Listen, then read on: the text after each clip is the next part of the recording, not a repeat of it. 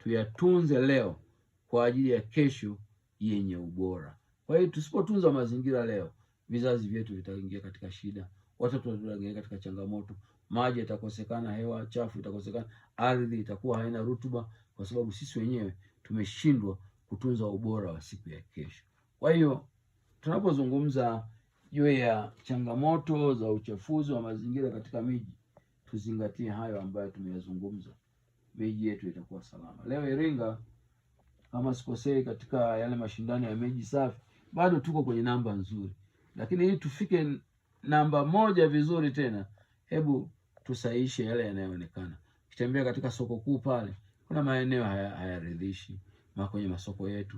Ukitembea kwenye stendi zetu hazina usafi kama ule usafi uliokuwepo Iringa. Ukitembea hata maeneo ya makanisa, kuna maeneo mengine si rafiki, mazingira hayafanani na kanisa. Kwa hiyo hebu tuone kuna wajibu wa kutunza mazingira yetu, ili lile agizo ambalo Mungu ametupa la kulinda na kutunza mazingira litimilike sawa sawa, kwa sababu tutakuwa na wajibu wa kusimama na kutunza mazingira yaliyo salama katika mazingira yetu. Kwa hiyo